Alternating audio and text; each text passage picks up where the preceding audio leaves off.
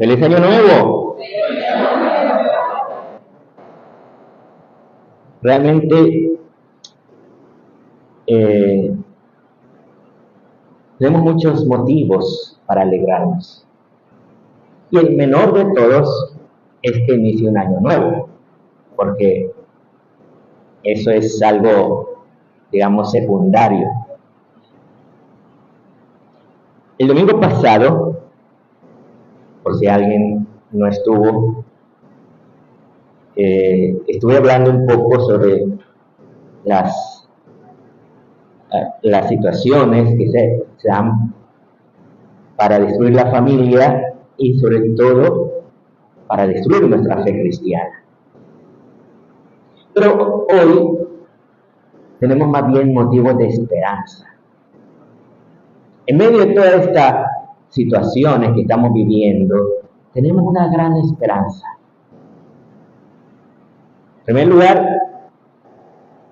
porque los pastores a quienes se les anunció que nacía el niño que venía a salvarnos, ellos van corriendo y encuentran al niño, dice, tal como se los había anunciado.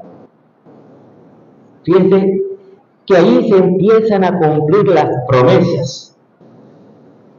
Se empieza a darnos cuenta de que nuestra esperanza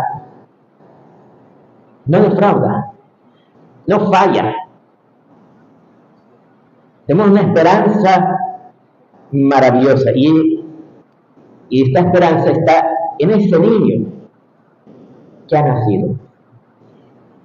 Y hoy, además, celebramos a la Madre, Santa María, Madre de Dios.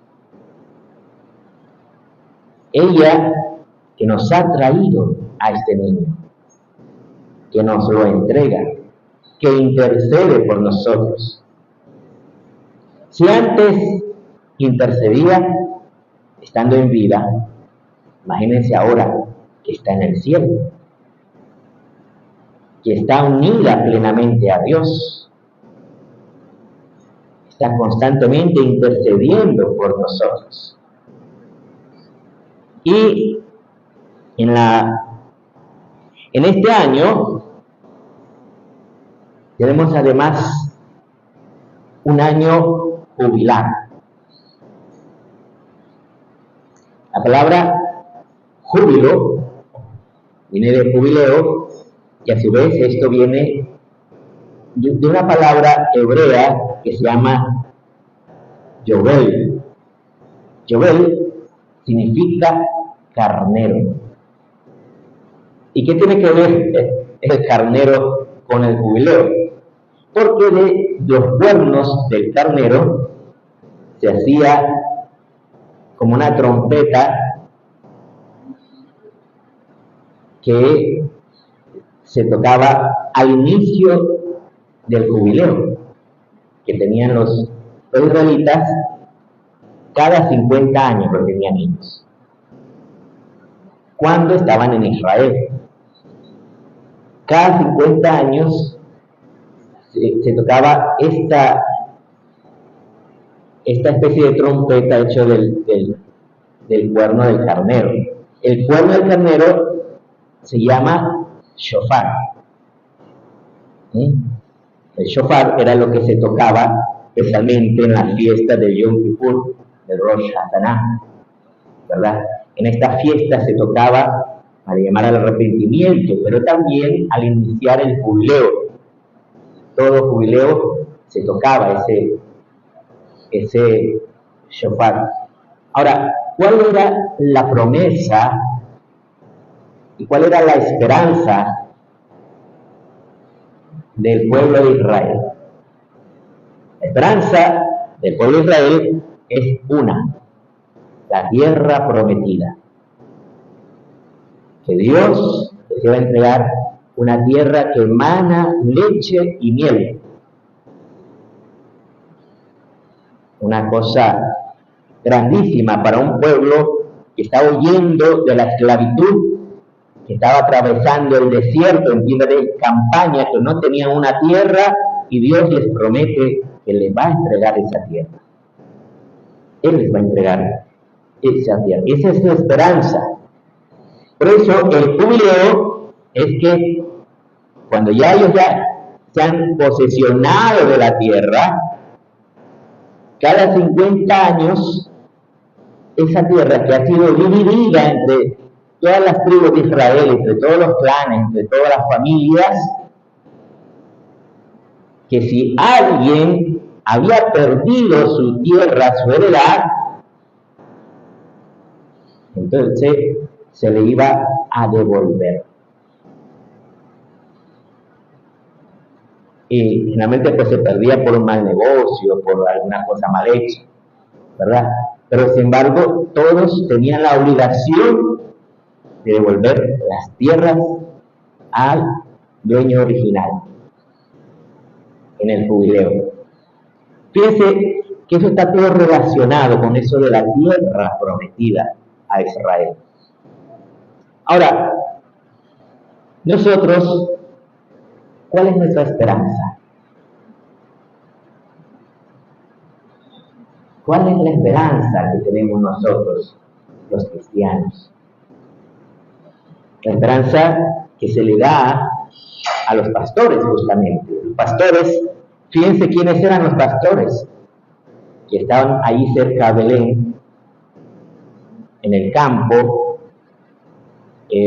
Los pastores en aquella época era en primer lugar la gente más pobre de todos.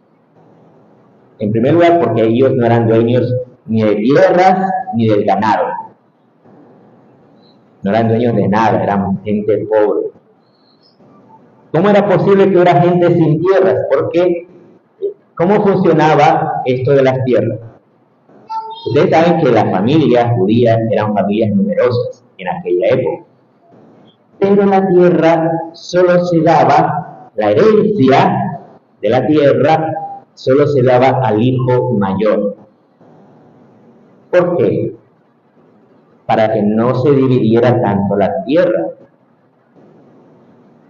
Por eso se le daba solo al hijo mayor. Y entonces los hijos menores que tenían, los hijos menores, el papá les podía heredar cosas, les podía heredar ganado, les podía heredar bienes, pero no tierras. La tierra era solamente para el hijo mayor. De tal manera que podía haber entre estos, y estos perdían estos bienes, te saben, no tienes tierras, no tienes donde invertir tus bienes, entonces te empobrecías, y eso pasaba. Por eso esta gente pobre pues cuidaba el ganado de los demás, pero eran gente que tenía muy mala fama, eran tenidos por ladrones, por mentirosos en aquella época. Sin embargo, a ellos se dirige primero la esperanza de la salvación. Esto es interesante porque precisamente esa esperanza es la que se nos anuncia a nosotros. Y en el jubileo, ¿qué es lo que se nos ofrece? ¿Qué es lo que la iglesia nos ofrece si peregrinamos a los santuarios y a las iglesias que serán asignadas para esto del jubileo? Son las indulgencias. ¿Qué es la indulgencia? Esto está relacionado con esto de la salvación. ¿Qué es lo que Dios nos da en la salvación? Lo primero que nos va a dar es el perdón de nuestros pecados. Si nos arrepentimos, buscamos el perdón de Dios a través del sacramento de la penitencia, Dios nos va a dar el perdón gratuitamente. Él nos lo ofrece a todos. Si estamos dispuestos a romper con el pecado, nos confesamos, recibimos el perdón. Pero ¿qué pasa? Nosotros estamos heridos por el pecado. O sea, cuando hemos pecado, eso deja unas heridas internas. Esas heridas tienen que ser también sanadas para que podamos entrar al cielo. Si no, O sea, todo eso va a ser sanado en el purgatorio, en el tiempo de purificación después de la muerte. Pero si es sanado antes, a través de las indulgencias, entonces no solo tendremos el perdón de los pecados, sino que se nos sanan las heridas que hemos sufrido a causa del pecado. ¿Por qué es necesario sanar esas heridas? Porque cuando estamos heridos por el pecado, hay algo en nosotros que se llama la concupiscencia. Cuando pecamos, la concupiscencia te empuja al pecado. Te empuja porque estás herido por el pecado. Por ejemplo, alguien que ha pecado de adulterio, o alguien que ha pecado en la mentira. Cuando viene otra vez la tentación, es muy difícil evitar el pecado, porque la concupiscencia te está empujando a pecar. Entonces, las indulgencias van sanando esas heridas del pecado. Para eso sirven. Y para eso este jubileo. No solo es el perdón de los pecados, sino además esa sanación espiritual que Dios nos quiere dar. Ahora, Dios nos quiere dar mucho más todavía. Por eso nuestra esperanza es la salvación, pero esa salvación tiene tres aspectos. El primero es el perdón de los pecados.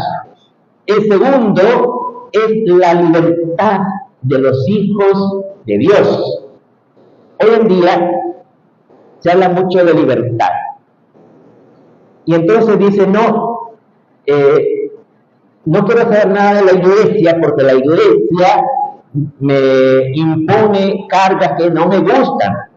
Porque yo quiero estar en pecado, quiero hacer lo que me da la gana, entonces no quiero ir a la iglesia. No me gusta la iglesia por lo que dice, por lo que enseña, por lo que manda. Bueno, en primer lugar, sí hay unos mandamientos de la iglesia, pero estos mandamientos de la iglesia están unidos a los mandamientos de Dios. O sea, la iglesia nos da unos mandamientos relacionados a los mandamientos de Dios, para ayudarnos a vivir mejor esos mandamientos de Dios.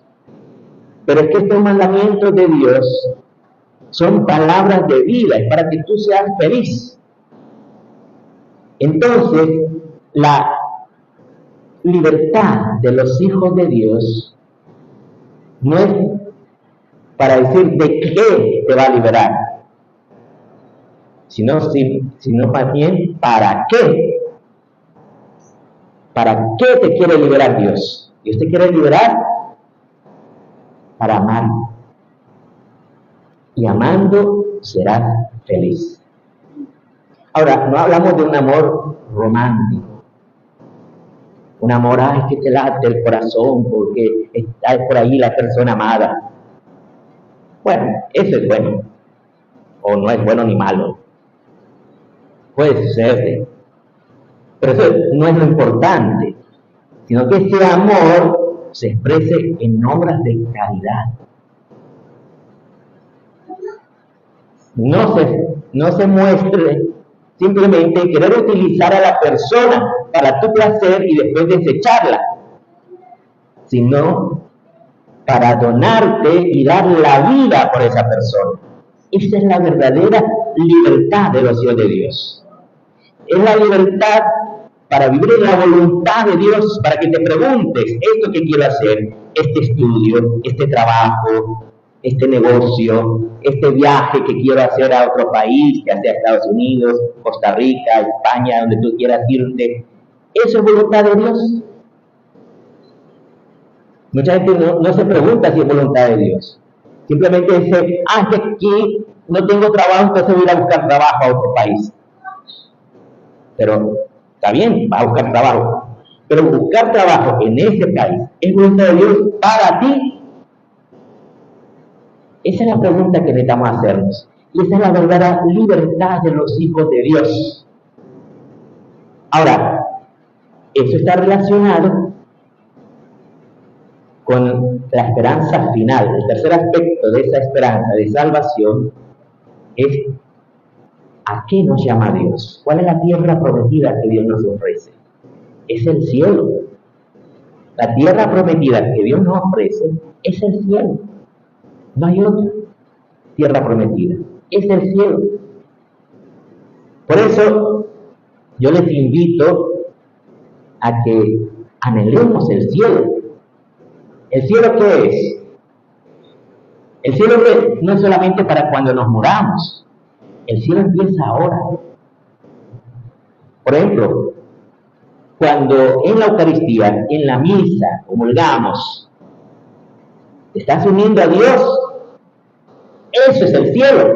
La unión con Dios es el cielo. O sea que aquí en la tierra podemos empezar a vivir el cielo. No hay que esperar a morirse para vivir el cielo. Empezamos ahora. Igual que el infierno es la ruptura con Dios, el cielo es la unión con Dios. Lo único que aquí todo es temporal.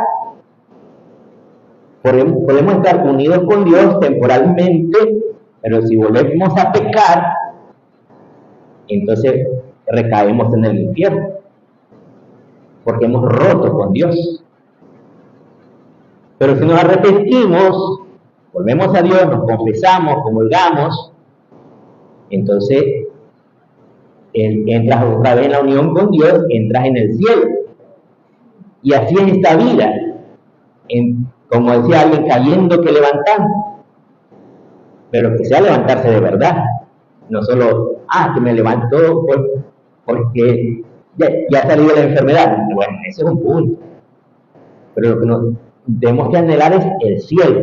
Por eso nuestra mayor petición no es solamente pedir, que se sane, yo sé que se va a sanar porque no sé cuántas, porque Dios te ama y te vas a sanar de esa enfermedad física. Está bien. ¿Se puede pedir eso? Sí, claro que sí. Pero esa salud física está en función de la salud espiritual.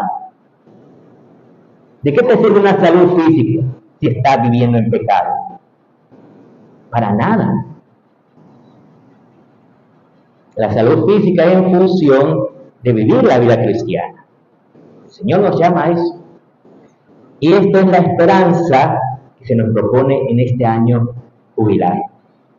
En este tiempo tenemos todas las gracias abiertas para que podamos acudir al Señor y recibirlas. Por eso hoy nos alegramos todos en esta fiesta. Nos alegramos porque la Virgen María también sigue intercediendo por nosotros. Vamos a continuar nuestra celebración alabando y bendiciendo a Dios.